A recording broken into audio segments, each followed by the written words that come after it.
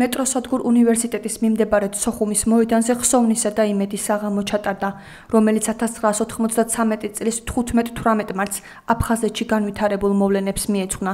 25 წლის წინ რუსეთის რეგულარული ჯარის მასშტაბური შეტევა სოხუმზე ქართულმა მხარემ წარმატებით მოიგერია. ქართული ჯარის ისტორიაში 15-18 მარტის სამხედრო ოპერაცია შევიდა როგორც პატრიოტული სულისკვეთების სამშობლოსათვის თავგანწირის სანიმუშო მაგალითი. სამხედრო ოპერაცია დაედო საფუძვლად 15 მარტის ქართული არტილერიის დღედ გამოცხადებას. აფხაზეთის უმაღლეს საბჭოს აფხაზეთის მთავრობის ინიციატივით ჩვენ ვთხოვეთ მერიას და საკრებულოს, ისინი მხარში დაგვიდგნენ და დღეს ჩვენ გვაქვს თბილისში სოხუმის მოედანი. მე მინდა თავი დაუხარო იმ ბიჭებს, ვინც მტერს არ დანებდა და ამ უდიდეს ზალას გაუმკლავდა. ამ დღეს დაიღუპა ორი ჩემი მოგვარე. ბარიკადების სხვადასხვა მხარეს ომობდნენ ისინი. ამიტომ ეს დღე მიძღვნილია ყველა იმ მეომრისთვის, ვინც ალალად იბრძოდა თავისი სამშობლოსათვის. ალბათ ორივეს ესე ეგონა. მინდა მადლობა უთხრა ახალგაზრდებს, სოხუმის უნივერსიტეტს, მის რექტორს, ყველას, ვინც პატივს მიაგებს იმ ბიჭებს.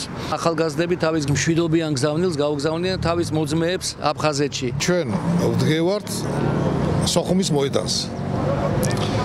და ვდგევართ მეტროსადგურ უნივერსიტეტთან. ანუ ეს მოედანი აერთიანებს ორ უმნიშვნელოვანეს სიტყვას საქართველოსთვის: სოხუმს და უნივერსიტეტს. ჩვენ გვინდა რომ ჩვენ სტუდენტებთან ერთად, ახალგაზრდებთან ერთად პატივი მივაგოთ ჩვენს თანამოქალაქეებს. ნაწილი, რომლებიც დღეს არიან იძულებით გადაადგილებულები და ცხოვრობენ საქართველოს და არამხოლოდ საქართველოს სხვადასხვა ქალაქებში და ნაწილი, რომლებიც ვერ მოესწრენ დღევანდელ დღეს. მათი ხსოვნის საპატივცემლოდ 1993 წლის 15 მარტი ეს ის დღეა, როდესაც ქართველებმა ნამდვილად გმირულად მოიგერიეს მტერი. ჩვენ ტრადიციულად სტუდენტური თვითმმართველობა ყოველ წელს ვიკრიბებით. ვთვლი, რომ თითოეული სტუდენტის ვალია დღეს მოვიდეთ და პატივი მივაგოთ მათ ხსოვნას. აფხაზეთის ავტონომიური რესპუბლიკის ხელისუფლების წარმომადგენლებმა, სოხუმის სახელმწიფო უნივერსიტეტის რექტორმა, სოხუმის სახელმწიფო უნივერსიტეტის სტუდენტებმა, დევნილმა საზოგადოებამ პატივი მიაგეს სამშობლოსათვის დაღუპული მეომრების ხსოვნას. ღონისძიების ორგანიზატორი იყო აფხაზეთის ავტონომიური რესპუბლიკის უმაღლესი საბჭო.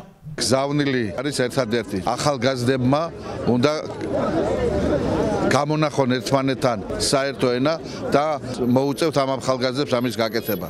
არ უნდა შეუშინდეთ იმ გზას, რომელიც გასავლელი გვაქვს.